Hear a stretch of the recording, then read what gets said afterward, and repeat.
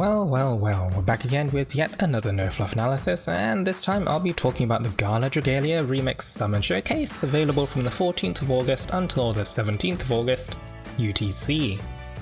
Let's get straight to it with the first adventure on the showcase, the 5-star Fire Staff, Yukata Cassandra, the Summer Sorceress. Yukata Cassandra's first skill is Goldfish of the Hereafter, restoring hit points to all teammates and granting them the fluorescent fish effect for 15 seconds. The effect adds bonus damage to attacks and skills based on 20% of the user's strength. Goldfish of the Hereafter is shareable for 6 skill share points. Yukata Cassandra's second skill is Ritual of Soul Cleansing, which is a simple heal over time for 15 seconds. Yukata Cassandra has the standard Staff Recovery Potency co-ability, and her Chain co-ability grants flame units plus 13% strength for 15 seconds upon taking damage, with a cooldown of 5 seconds between activations. In terms of abilities, Yukata Cassandra has plus 20% strength at 4 hit points, stun resist, and when her skill 2 is filled, she gains an additional 30% strength. So Flame Staff is currently dominated by Halloween Lowen due to his utility. Yukata Cassandra has the potential to be a substitute for Halloween Lowen in confident teams that seek to push their overall team DPS, but her stun resist may make her a difficult substitute in the Volk fight if the resulting team composition is left without a sleep resist character to deal with earlier bombs. Overall, Yukata Cassandra has potential to carve out her own niche as an offense-centric staff in the Flame element, but the trade-off of safety for more offensive potential may relegate her to speed clear compositions, leaving her unfavoured in the public room meta for Volk. However, her Chain co-ability has amazing offensive potential in the right setups, so there may be reason to pull for her for some more experienced players.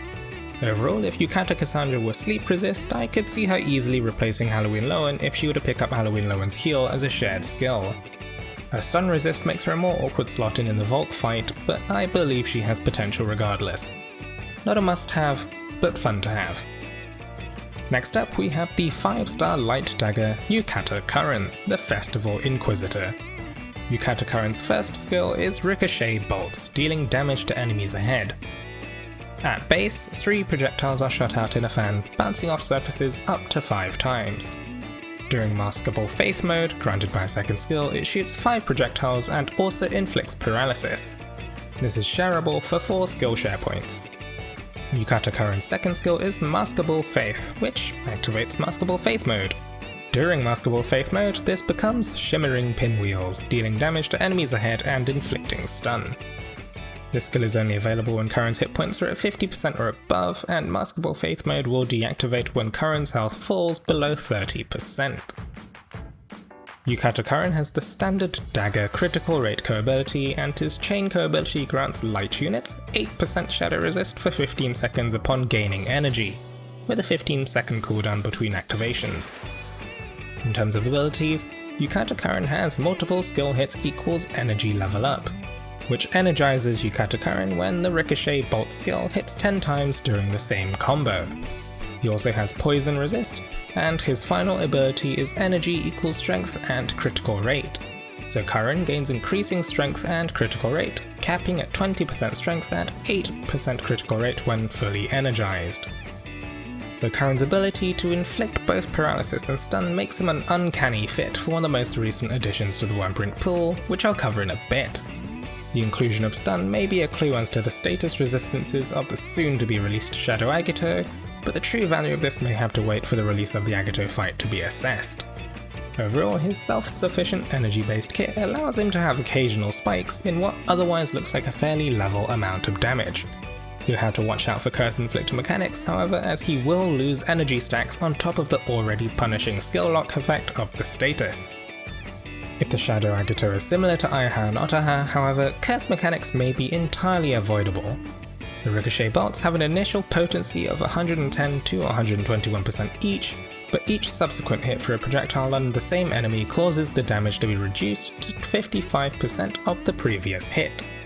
Due to the spread nature of his projectiles, my expectations will be that with appropriate positioning in boss arenas, you can expect roughly 7 to 8 hits with the standard Ricochet bolts and 13 to 14 hits with the empowered Ricochet bolts. His modifier skill 2, Shimmering Pinwheels, also has a random component to the way that the projectiles move, so damage may be a bit inconsistent.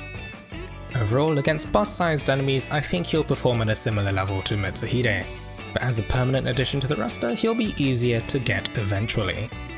While not part of the showcase, some Wyrmprints were also added with the event a few days back. The 5-star print is Memories of Summer's Dust, granting plus 20% Paralyzed Punisher and plus 20% Stunned Punisher. Dual Punishers on a print is a bit of an odd combination.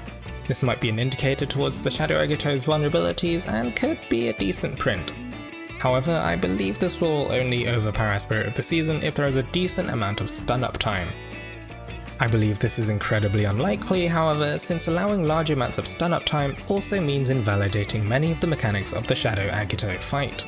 We'll have to see what the fight allows to really assess the strength of this print. The 4-star print is a Passion for Produce, granting plus 20% skill damage and dagger units plus 12% critical rate.